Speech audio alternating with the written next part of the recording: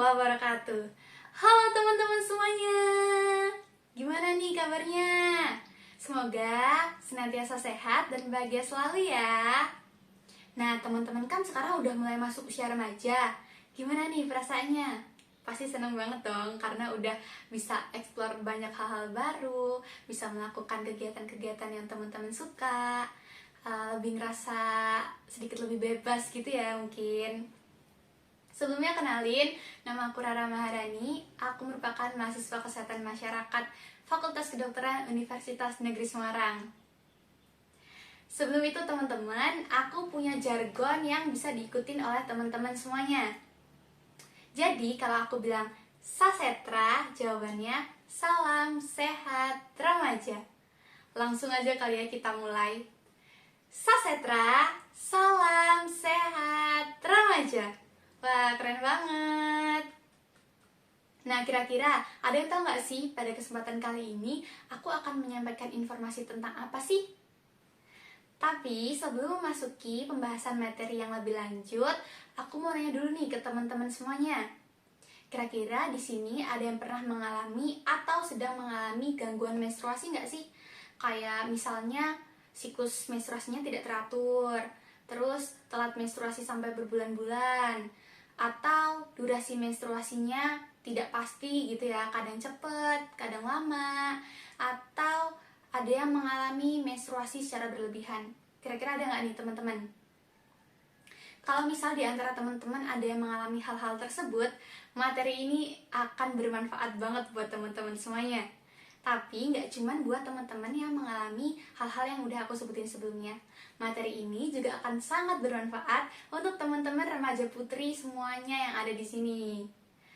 Pada kesempatan kali ini, aku akan membahas salah satu masalah kesehatan ya pada reproduksi wanita yang lagi rame banget nih akhir-akhir ini. Pasti pada penasaran kan? Langsung aja kali ya kita masuk ke pembahasannya. Let's go! Oke teman-teman, sebelum masuki pembahasan lebih lanjut, kita flashback dulu kali ya ke pelajaran waktu SD nih. Jadi aku punya gambar nih teman-teman.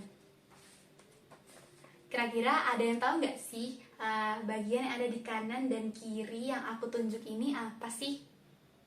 Yaps, benar sekali, ini adalah ovarium.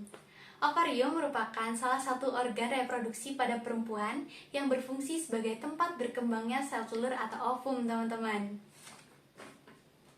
Loh, Kak, kenapa jadi bahas ovarium?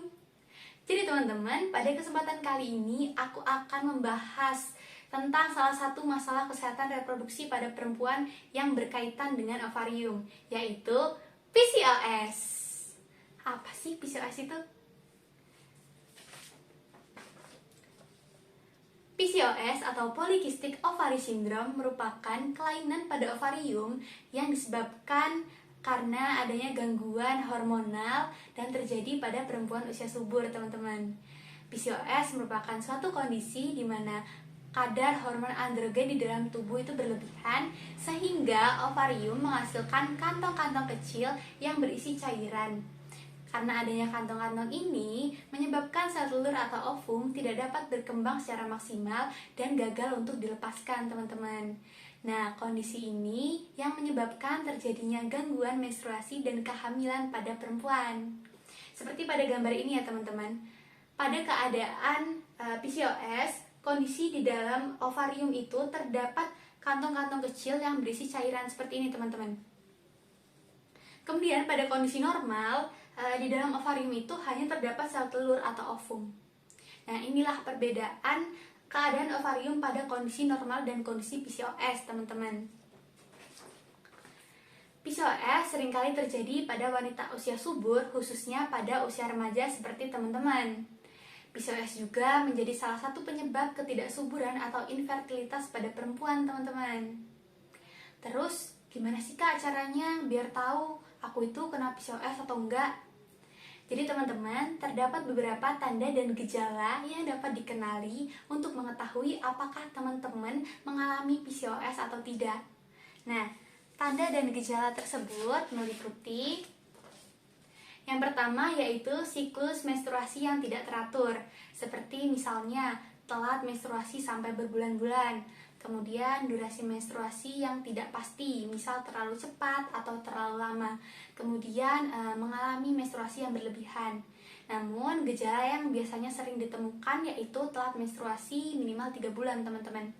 Selanjutnya yaitu tumbuh bulu di sekitar area wajah dan area tubuh lainnya seperti dada dan punggung teman-teman.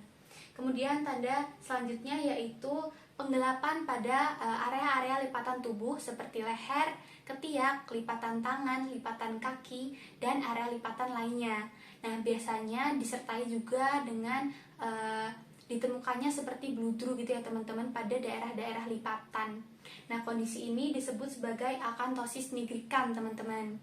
Nah, sebagian orang tuh menganggap bahwa kondisi yang seperti bludru pada area lipatan ini dianggap sebagai kotoran atau daki teman-teman, padahal itu bukan ya teman-teman. Selanjutnya yaitu kulit menjadi lebih berminyak. Nah, biasanya ini di area wajah dan area kulit kepala teman-teman.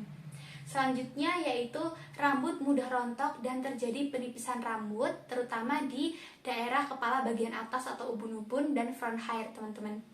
Selanjutnya yaitu mudah sekali tumbuh jerawat, biasanya di area pipi sampai ke dagu teman-teman. Kemudian selanjutnya yaitu mudah mengalami kenaikan berat badan namun sulit sekali untuk diturunkan teman-teman. Nah, apabila teman-teman menemukan tanda dan gejala seperti yang sudah aku jelaskan sebelumnya, lebih baik teman-teman segera melakukan pemeriksaan kepada dokter spesialis kandungan. Dan jangan pernah sekali-kali melakukan self diagnosis ya teman-teman. Jadi semisal teman-teman menemukan tanda dan gejala yang sudah aku jelaskan sebelumnya, lebih baik untuk segera memeriksakan diri ke dokter spesialis kandungan teman-teman. Terus penyebab dari PCOS ini apa sih? Jadi sampai saat ini belum diketahui secara pasti penyebab dari PCOS ya teman-teman. Namun terdapat beberapa penyebab yang memungkinkan terjadinya PCOS. Di antaranya yaitu yang pertama karena kelebihan hormon androgen di dalam tubuh. Selanjutnya yaitu kelebihan insulin di dalam tubuh. Jadi apabila terdapat insulin yang berlebihan di dalam tubuh dapat menyebabkan produksi hormon androgen yang berlebih dan dapat menurunkan sensitivitas tubuh terhadap insulin teman-teman. Nah, hal inilah yang dapat menyebabkan terjadinya PCOS. Kemudian, apabila terjadi resistensi insulin, di mana insulin tidak dapat digunakan sebagaimana mestinya, juga dapat menyebabkan terjadinya PCOS, teman-teman. Selanjutnya yaitu karena faktor genetik atau faktor keturunan. PCOS juga dapat disebabkan karena adanya riwayat PCOS pada anggota keluarga. Jadi semisal teman-teman punya keluarga yang mengalami PCOS, maka teman-teman juga mengalami kemungkinan untuk mengalami PCOS juga gitu teman-teman. Selain dari faktor penyebab yang udah aku sebutin sebelumnya, juga terdapat beberapa faktor risiko yang dapat meningkatkan risiko terjadinya PCOS pada teman-teman, khususnya pada teman-teman remaja putri nih.